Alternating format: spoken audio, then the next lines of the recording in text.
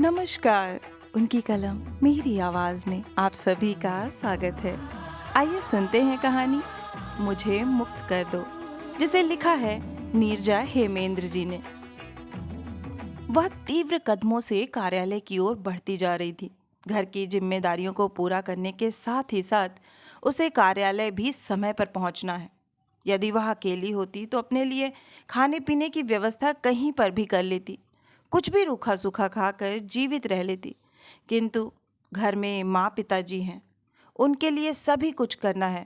एक तो वृद्ध शरीर, ऊपर से उम्र जनित बीमारियां।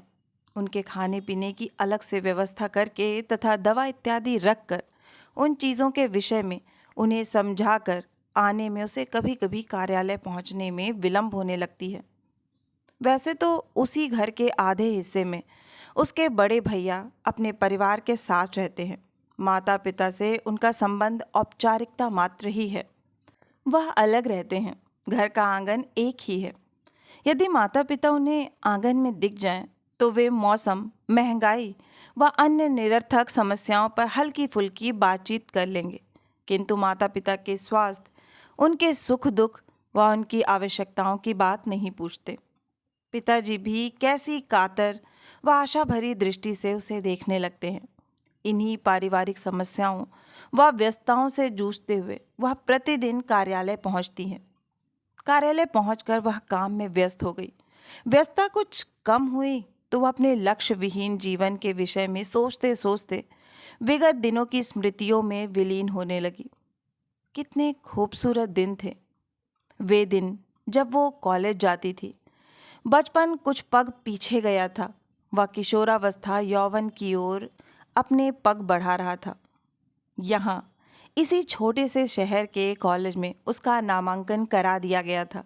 घर में सब उसकी बुद्धिमत्ता की प्रशंसा करते थे।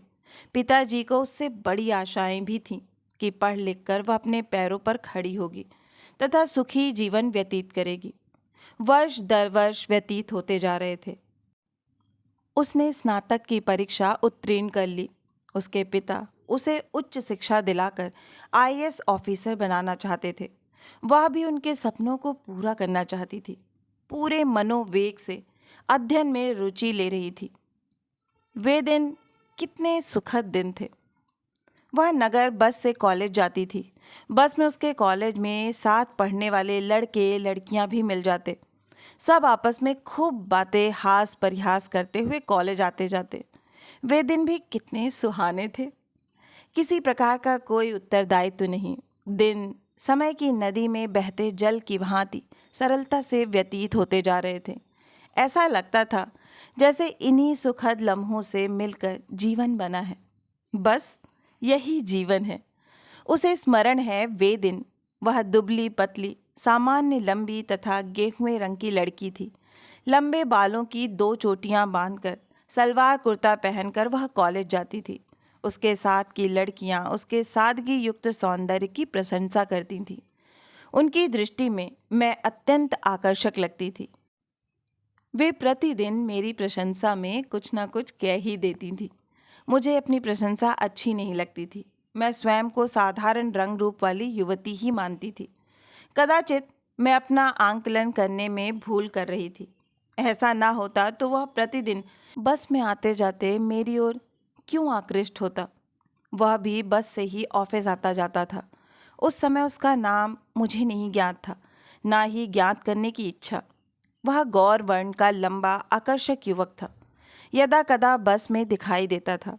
मैं जब भी उसकी तरफ देखती, वह मुझे अपलक मेरी ओर देखता मिलता। उसे यूं अपनी तरफ देखता पाकर मैं सकुचा जाती। वह चुपचाप बैठी रहती। धीरे धीरे वह प्रतिदिन मुझे मेरी बस में मिलने लगा। ना जाने उसने मुझ में क्या देखा। वह मेरी ओर आकर्षित हो चुका है। इस बात का आभास मुझे उस दिन हुआ जब वह बस में मेरे ठीक पीछे आकर खड़ा हो गया। मेरे बस से उतरने तक वह मेरे पीछे खड़ा रहा। फिर तो वह प्रतिदिन बस में मेरे पीछे खड़ा रहता तथा मुझे देखता रहता। एक दिन मेरे बस से उतरते ही वह मेरे पीछे पीछे कॉलेज के पास उतर गया, जबकि वह उसी बस से आगे तक जाता था। बस से उतरते ही उसने अत्यंत शालीनता से मुझे पुकारा। तथा मुझसे मेरा नाम पूछा। मैं किसी अजनबी को अपना परिचय क्यों बताती? मैं आगे बढ़ गई, वह वहीं खड़ा रह गया। इन सब बातों से निर्विकार मैं अपनी शिक्षा की तरफ पूरा ध्यान दे रही थी। वह पूर्ववत बस में मुझे दिखता रहता। मैं अपनी सहेलियों के साथ बातें करती रहती या बस की खिड़की से प्राकृतिक दृश्यों से तारतम्य जोड़ लेती, उसकी तरफ से अनभिज्ञ होने का प्रयत्न करती। प्रकृति तो मुझे बाल्यावस्था से ही अपनी ओर आकृष्ट करती थी। सड़क के दोनों ओर फैले हरे भरे खेत मुझे मखमली कालीन के सदृश लगते और उनमें बनी सर्पीली पगडंडियां कालीन में बने अद्भुत चित्र के समान। मैं प्रकृति के मनोरम सौंदर्य में स्वयं को आत्मसात कर लेती। सड़क के दोनों ओर कतारबद्ध रूप से उगे शीशम, पलाश, आम, अमलतास व ढाक के वृक्षों पर ऋतुओं का आना जाना व उनका प्रभाव देखती वृक्षों व ऋतुओं के संबंधों में मुझे पूरा दर्शन शास्त्र समाहित नजर आता। समय के साथ ऋतुओं का आगमन व प्रस्थान होता रहता। मेरे शिक्षा सत्र भी समापन की ओर बढ़ चले। वह भी बस में मुझे दिखता रहता, मेरे पीछे खड़ा। धीरे धीरे मुझे उसकी आदत सी होने लगी थी। कभी भीड़ के पीछे उसके अदृश्य होने की स्थिति में मेरे नेत्र उसे ढूंढ लेते। मार्च का महीना प्रारंभ होने वाला था। वार्षिक परीक्षा की तिथियां घोषित हो चुकी थी। कॉलेज में मेरा यह अंतिम वर्ष था। मैं भी पूरे मनोवेग से पढ़ाई में लगी थी। पूर्व की भांति में उस दिन भी मैं बस से उतरकर कॉलेज के मुख्य गेट की ओर बढ़ रही थी। सहसा किसी ने पीछे से मेरा नाम लेकर मुझे आवाज़ दी। मैंने पलट कर देखा, वह ठीक मेरे पीछे खड़ा था। मैं चौंक सी गई। मेरे चौंकने का कारण यह था कि उसे मेरा नाम कैसे ज्ञात हो गया। मैंने क्रोध भरी प्रश्नवाचक दृष्टि उस पर डाली। वह सकपका कर मेरी ओर देखते हुए बरबस बोल पड़ा, मैं आपसे कुछ कहना चाहता हूँ। उसके वाक्य पूरे भी ना हुए थे कि मैं तेज स्वर में उसे डांटने लगी। मेरा क्रोध देखकर वह चुप हो गया था। मैं बोलती चली जा रही थी। ना जाने क्या क्या कह दिया था मैंने उसे उस दिन। प्रत्युत्तर में वह सिर्फ इतना ही बोल पाया था, क्षमा कीजिएगा। मैं कॉलेज चली आई। इस घटना के पश्चात भी वह कॉलेज आते जाते बस में मुझे मिलता रहता। परीक्षाएं समाप्त होने वाली थी। मेरे सभी प्रश्न पत्र अच्छे हो रहे थे। मैं प्रतियोगी परीक्षाओं की तैयारी पर विचार कर रही थी। मेरे जीवन में फिल वक्त कोई अन्य लक्ष्य नहीं था। मैं आगे की शिक्षा अनवरत रखते हुए नौकरी हेतु प्रतियोगी परीक्षाओं की तैयारी का मन बना चुकी थी। उधर माँ पिताजी मेरे ब्याह की चर्चा परिचर्चा कर रहे थे। शीघ्र ही एक दिन वह भी आ गया जब मेरा ब्याह निश्चित कर दिया गया। मेरे जीवन में बहुत कुछ अपूर्ण रह गया। आगे बढ़कर कुछ कर पाने का जो स्वप्न मैं जी रही थी, जिसके लिए माँ मुझे प्रेरित भी कर रही थी, वह युवावस्था तक आते आते समाप्त क्यों हो गया? उनकी क्या मजबूरी थी? भैया भी तो उच्च शिक्षा प्राप्त कर आगे बढ़ रहे थे, उन्हें किसी ने नहीं रोका। फिर मुझे क्यों रोक दिया गया? माँ के घर में मैं उनकी कोई इच्छा पूरी नहीं कर पाई थी। मुझे याद है कॉलेज के दिनों की वो बात, जब एक बार मेरी कुछ सहेलियों ने छुट्टियों में फिल्म देखने का कार्यक्रम बनाया था। वो मुझे भी साथ ले जाना चाहती थी। मेरी भी इच्छा थी उन सब के साथ फिल्म देखने की।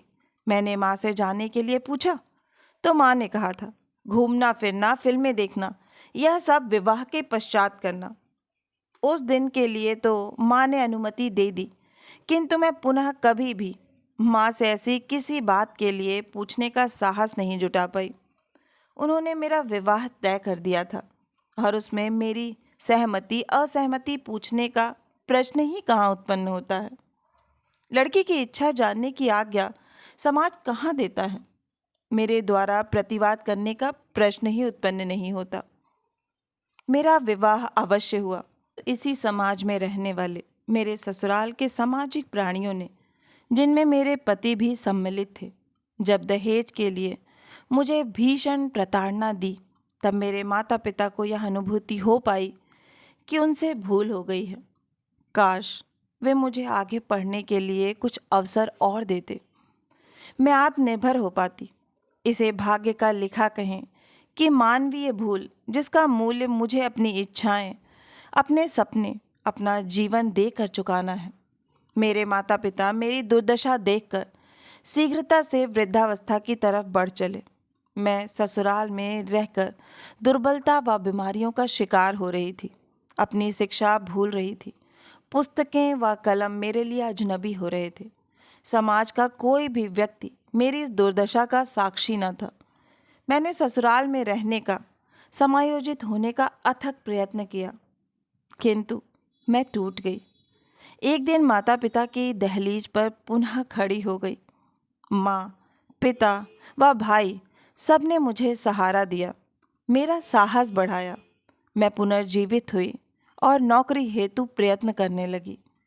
सनय सनय इन सब में व्यस्त होकर अपना अतीत किसी दुःस्वप्न की भांति भूलने लगी। मैं वो बेगाना शहर छोड़कर अपने शहर में आती गई, जहाँ की हवाएं, वृक्ष, पत्ते, ऋतुएं सब कुछ जानी पहचानी सी थीं। किंतु अकेलेपन के क्षणों में मेरे हृदय में एक प्रश्न बार बार उत्पन्न होता कि क्या यह शहर मेरा है? क्या यह समाज एक लड़की को पिता का शहर, पिता का नाम अपनाने की स्वीकृति देता है? यदि नहीं देता तो क्यों? यह प्रश्न अनुत्तरित ही रहता। कुछ समय पश्चात मेरे जीवन में प्रसन्नता के कुछ पल तब आए जब मेरा चयन नौकरी के लिए कर लिया गया था। मेरे आत्मविश्वास में कुछ वृद्धि हुई। कम से कम मैं अब आर्थिक रूप से सबल थी, किसी पर बोझ नहीं थी। यह मेरा सौभाग्य था कि मेरी प्रथम नियुक्ति इसी शहर में हुई। कदाचित मुझे जीवन में अभी और संघर्षों का सामना करना था, क्योंकि भैया विवाह के पश्चात माँ पिताजी से अलग हो गए थे, जबकि पुत्र होने के कारण माँ पिताजी ने उन पर स्नेह की विशेष कृपा की थी। आर्थिक रूप से भी भैया को सबल बनाया था। फिर भी उनके व्यवहार में ना जाने कहाँ से परायापन समाता चला जा रहा था। मैं माँ पिताजी का एकमात्र सहारा बन गई। मेरा लक्ष्य विहीन जीवन और कठोर संघर्ष देखकर माँ पिताजी भी दुखी हो जाते, किंतु मैं यंत्रवत जिए जा रही थी। समय का पहिया अपनी गति से घूमता जा रहा था। एक दिन निलय मुझे पुनः बस स्टैंड पर खड़ा दिख गया। मैं कार्यालय जाने के लिए बस की प्रतीक्षा में खड़ी थी। मुझे देखते ही वह मेरी ओर बढ़ा ही था कि मैंने उसे अनदेखा करते हुए अपना चेहरा दूसरी ओर घुमा लिया। दरअसल मैं उसके प्रेम का तिरस्कार कर शर्मिंदा थी और उससे दृष्टि चुरा रही थी। मेरा नाम तो उसने उसी समय ज्ञात कर लिया था, किंतु उसका नाम मुझे जीवन के दूसरे दौर के मुलाकात में ज्ञात हो पाया। निलय, उसके नाम में भी मुझे उसी जैसा आकर्षण व शालीनता की अनुभूति होती। वह मेरे पास आकर खड़ा हो गया, मुझसे मुखातिब होकर बातें करने लगा। इन विगत वर्षों के दरमियान ऐसी बहुत सी बातें थीं जो वह मुझसे पूछना चाहता था। मैं बताना चाहती थी। उसने अनेक बातें पूछी व मैंने बताई भी। मुझे वह अपना सा लगने लगा था। वह स्नेहिल नेत्रों से मुझे देखता रहा, उसी प्रकार जैसे कॉलेज के दिनों में भावपूर्ण नेत्रों से मुझे चुपचाप देखता रहता। उसकी आंखें वही थी, किंतु मैं बदल गई थी। मैं उससे दूर जाना चाहती थी, किंतु मैं नई नौकरी व वृद्ध माता पिता की देखभाल की जिम्मेदारियों में व्यस्त हो गई थी। निलय मेरे आसपास ही रहता। उसने बताया कि उसका भी विवाह तय हो गया था, किंतु उसने वह रिश्ता तोड़ दिया है। क्यों? क्या कारण है? मैं उसके योग्य अब नहीं हूँ। मैं तो एक परित्यक्ता हूँ। रूढ़िगत समाज के योग्यता अयोग्यता के ये पैमाने उसके कदमों को आगे बढ़ने देंगे। किंतु निलय उन रूढ़ियों को तोड़ते हुए मेरे माता पिता से मिलना चाहता है। मेरे समक्ष अनेक प्रश्न खड़े हैं। मैं स्त्री हूँ और स्त्री का एक गुण है संवेदनशीलता और मानवता। मैं सोचती हूँ मेरे विवाह करके कहीं और बस जाने के उपरांत मेरे माता पिता का क्या होगा? उनकी देखभाल कौन करेगा? माँ से पूछने पर वह कहती हैं कि मैं उनकी फिक्र ना करूं। निलय अविवाहित है। क्या उनका परिवार और हमारा समाज उन्हें एक परित्यक्ता से विवाह की अनुमति देगा? क्या वह इस समाज के कटु प्रहारों के समक्ष खड़ा रह पाएगा? कहीं समय के थपेड़ों से वह डगमगा गया तो? आज इन सभी प्रश्नों के उत्तर उसे निलय से जानने हैं। वह कार्यालय के कार्यों को तीव्रता से निपटाने लगी। उसने सोच लिया है, आज जब वह कार्यालय से घर जाने के लिए निकलेगी, निलय से इन सभी प्रश्नों के उत्तर जानेगी। सायं निलय उसे बस स्टैंड पर प्रतीक्षारत मिला, सदैव की भांति। मैंने उसके समक्ष अपने हृदय में पल रहे अनेक प्रश्नों की झड़ी लगा दी है। मेरी बातें सुनकर वह मुस्कुराता रहा। कुछ क्षणों के उपरांत वह मुझसे बोला, इतने दिनों में क्या तुमने मुझे इतना ही जाना है कि मैं विपरीत परिस्थितियों में परिवर्तित हो जाऊंगा? ऐसा नहीं हूं मैं तो आज भी वहीं खड़ा हूं जब मैंने तुमसे तुम्हारा नाम भर पूछा था और तुम ही मुझे प्रतीक्षारत छोड़कर आगे बढ़ गई थी। मुझे तुम्हारे जीवन में आने वाली दुखद परिस्थितियों का आभास था। मैं दृढ़ प्रतिज्ञ था कि मैं अविवाहित रहूंगा। जब भी तुम्हें संबल की आवश्यकता होगी, तुम मुझे पाओगी। निलय की बातें सुनकर मेरे नेत्रों से अश्रु की बूंदें छलक पड़ी। इन अश्रुओं को मैंने उन दिनों से रोक रखा था जब मेरी इच्छा के विपरीत मेरा ब्याह कर दिया गया और मैंने कोई प्रतिवाद नहीं किया था।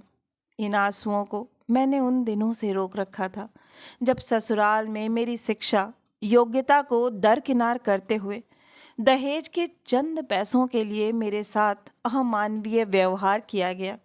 इन अश्रुओं को मैंने उन दिनों से रोक रखा था जब ससुराल से वापस पिता के घर आते ही मेरे भैया ने अपने उत्तरदायित्व से मुंह मोड़ते हुए वृद्ध माता पिता को तिरस्कृत कर मेरे सहारे कर दिया था। इन अश्रुओं को निलय के सबल हाथों ने अपनी हथेली पर रोक लिया है। मैं भाव शून्य सी यह समझने में असमर्थ हो रही हूँ कि अपनी इस दुर्दशा का दोष किसे दूं? कदाचित स्वयं को। काश मैं उस समय प्रतिवाद करने का साहस कर पाती जब मेरे माता पिता ने मेरी इच्छा के विपरीत मेरा विवाह कर दिया था। मैं अब यह साहस करूंगी। मैंने सोच लिया है। भैया को भी उनके उत्तरदायित्व का बोध कराऊंगी। मैं चल पड़ी हूँ निलय के साथ अपने घर की ओर। अभी आप सुन रहे थे कहानी मुझे मुक्त कर दो। आशा है कि यह कहानी आपको बहुत ही पसंद आई होगी। अगर कहानी पसंद आई है तो मुझे प्रोत्साहित करने के लिए एक लाइक करें, अपनों के साथ ज़्यादा से ज़्यादा शेयर करें। नीचे कमेंट बॉक्स में कमेंट करके बताएं कि आपको कहानी कैसी लगी। और अगर आप इस परिवार का हिस्सा बनना चाहते हैं तो इस चैनल से जुड़ें और इसे सब्सक्राइब करें। और हाँ, नोटिफिकेशन बेल ज़रूर दबाएं जिससे आगे आने वाली हर कहानियाँ आपको समय पर मिलती रहें। फिर मिलती हूँ एक नई कहानी या कविता के साथ। तब तक के लिए आप सभी का कहानी सुनने के लिए बहुत बहुत धन्यवाद।